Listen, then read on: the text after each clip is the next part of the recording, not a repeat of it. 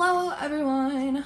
I just spent the last hour putting my face on and filming it, and my back is killing me. I'm getting old. Today I thought I would try my hand at storytelling. This is a story time. This is not clickbait. This is for real. Now this story is probably the one story I've told the most out of anything to anyone ever. It's kind of terrifying, but I think I've had like enough space from it where I can talk about it, not like comedically, but like, you know, there's some humor to it, kind of, not really. But it's an interesting story rather than that. And if you've heard it, which if you know me, you probably have, just click off, because I don't need you to be like, oh, you're such a drama queen talking about this all the time. So if you would like to hear about the time that a stranger broke into my apartment while I was home alone, just keep watching.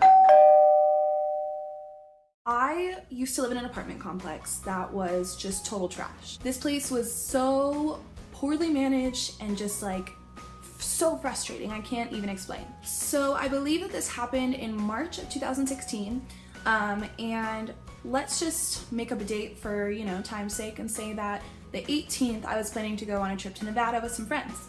So I was home on the 17th alone. Both my roommates were with their boyfriends. My boyfriend at the time was at his place, I was at mine. I was packing and just kind of getting ready for this whole trip. So the way this is set up, our apartment at the time, there's 3 bedrooms. Each bedroom has a walk-in closet, its own bathroom, and obviously the bedroom. You walk into our apartment and it's kind of like a hall, and when it opens up, we have the living room here, and like the hallway goes straight into our kitchen. If you keep going pretty much straight back, you go by our little laundry room, and then my door is right there. I am chilling. I had finished packing, I was hanging out, like catching up on Medium. Best show ever. Anyways, this is ironic because I was watching an episode where a girl who was deaf, actually, like, somebody broke into her place while she was home alone, kidnapped her, and I don't remember what happened from there. I'm basically at the point in the show where the little girl's getting taken, and I start hearing a banging on my front door. Now it's like 1 a.m. so technically it is like the 18th. I am just hanging out and I'm like, who the hell is banging on our front door so aggressively? I sat there for a minute because fuck that. I was like immediately bad vibes. I finally like got up the balls to go to the front door and see who it was. I very quietly, with phone in hand, walked to the front door and looked through our peephole. Now our neighbors at the time who lived downstairs were 3 African-American guys who I was friends with. I knew them and I thought like, okay, maybe it's one of our neighbors, they need something, maybe one of my friends are drunk and they're showing up here, whatever. I look out the peephole and the man standing there is African-American as well, but he's not any of the guys who live downstairs. Immediately I'm like, I don't know you, this is a little sketch. I remember he was wearing a white t-shirt. He was not too tall, but like I could still see him through the peephole, and he continues this banging, and it is banging. Like, I'm not just saying he was knock knock at the door. No, he was banging. And I've seen the horror movies. I know how that shit goes. I was not having this. So whether it was instinctual or friggin' like fight or flight, I dialed 911 and I picked up the biggest knife we had in our kitchen. We had like maybe 4 knives in the place of like us 3 girls, but I went, grabbed this exact knife. I'm gonna put it down before I hurt myself. I go in my bedroom, and it was nice because all our bedroom doors, because they were individual leases, had kind of like deadbolt locks on them, but the door themselves were shit. This place was built so cheaply and so quickly that everything in it was just like falling apart all the time. I go into my bedroom, I lock that door, and then I go into my closet. Now my closet was literally big enough to like rent out to somebody to live in. It was huge. I'm in there and I can still hear him knocking. At this point, the operator at 911 has picked up. I'm telling her what happened. I'm like, I don't know who he is. I saw him through the door. Basically just filled her in. I'm like, I'm in my closet with a huge knife and he's still knocking. She was like, okay, we have like officers on the way. Stay on the line with me. I'm losing my shit. This was not cool. Now, ironically enough, I lived probably 300 yards from the police station. The city I live in is not huge. I feel like we only have 1 police station, is that real? But I lived right next to it. I lived right next to the police station. I lived right next to campus. We have our campus police department and we have the city police department. And, oh, I'll get to the kicker in just a minute. I'm in my closet, I have the knife, standing there like, holy shit, I'm bawling. I am hysterical. I'm on the phone talking to the operator like, No. Oh, is he still knocking? Yeah, he's still knocking. Like, I'm still scared shitless. So at this point, I'm hearing him start kicking the front door. The knocking has ended. He's over it. This is probably 6-ish minutes since he began knocking, and he kicks the front door in. He kicked my front door in. Kicked my front door in. The door broke out of the frame, and he comes waltzing in to my apartment, straight to my bedroom door. I don't know how to describe how terrified I was. At this point, I am literally pleading the operator. Where are the police? When are they gonna get here? He's in my apartment, he's at my bedroom door, and I knew how thin the door was, so I was like, this ain't gonna last for long, let's be real. Oh, I was so, I don't know. It went through my head in a moment where I was like, I could die. This could be it, because I had no idea who this person was, what their intention was. If I wasn't losing it enough already, I was Nope. To make things even better, the operator was telling me if he gets through your bedroom door and comes to your closet and, you know, does anything or nothing at all, at this point he's broken and entered into your apartment, you can stab him. I'm sorry, you want me to stab him if he comes into my bedroom?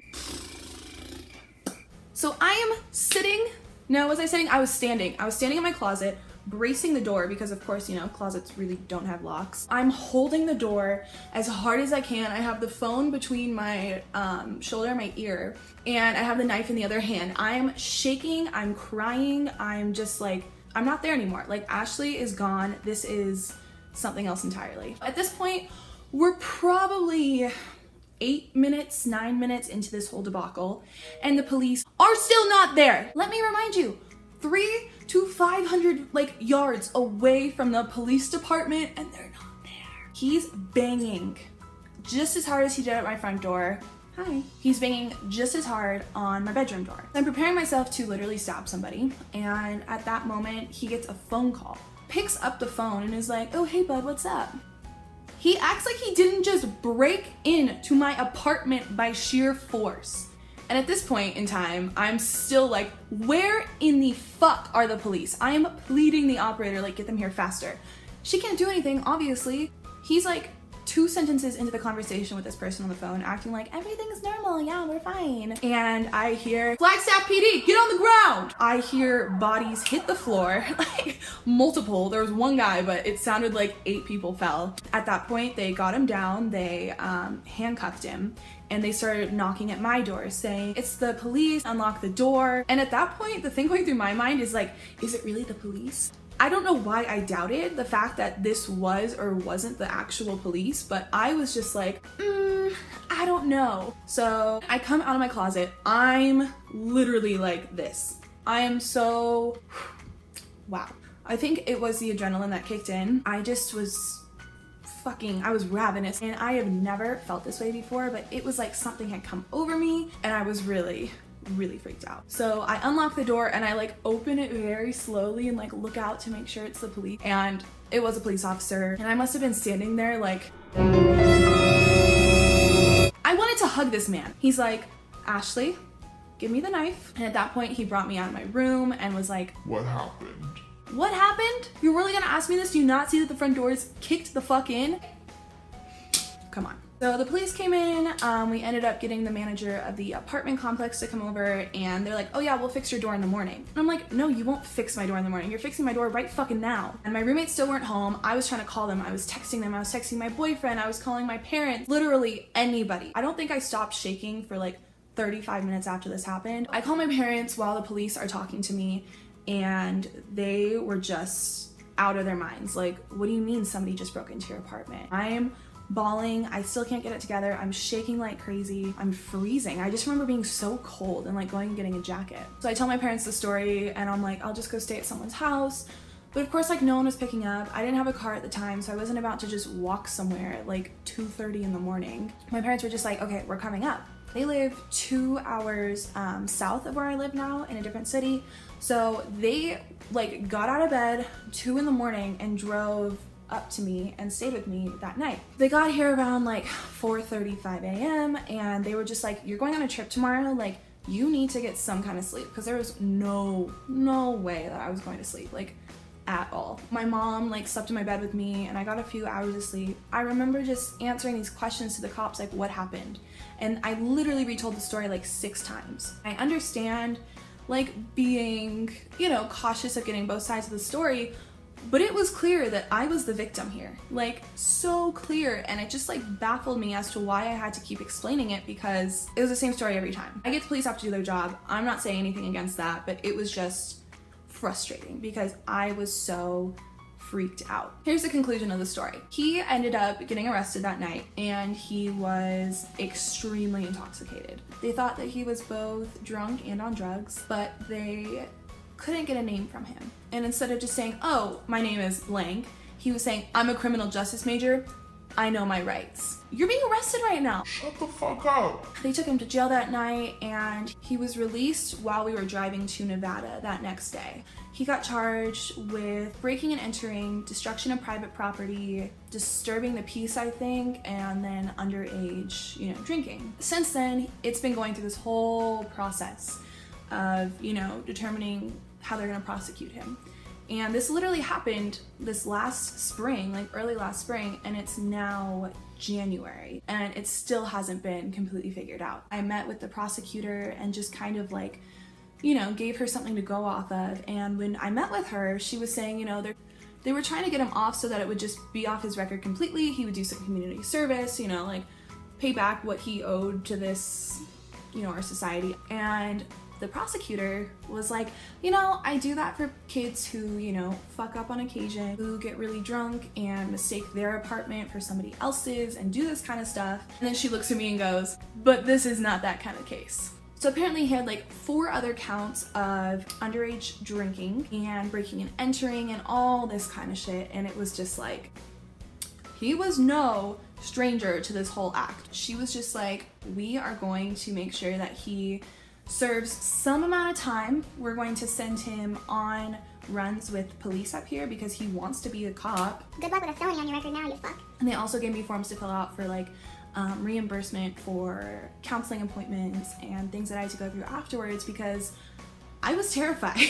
I had anxiety before about everyday things, you know, and I dealt with it. I went to a counselor, yada yada, and then after this happened, I just found that I couldn't sleep. I would hear any kind of noise that sounded remotely like a knock and have a panic attack. Even if I was just like in my apartment with people and I heard a noise, I'd have to debunk it. I'd have to figure out where it came from because just everything in my head was telling me somebody's trying to break in again. So at this point in time, they still have not prosecuted him. I believe he's still living in the same apartment complex, but I feel really confident in the fact that I thought really quickly and was like, okay, call the police, arm yourself, go and hide. I think flight is definitely a real thing, and yeah, I think that's what got me through the night. So since this last year, I did move. So this apartment, this setup, this, you know, everything is new. And funny enough, we had another neighbor issue here.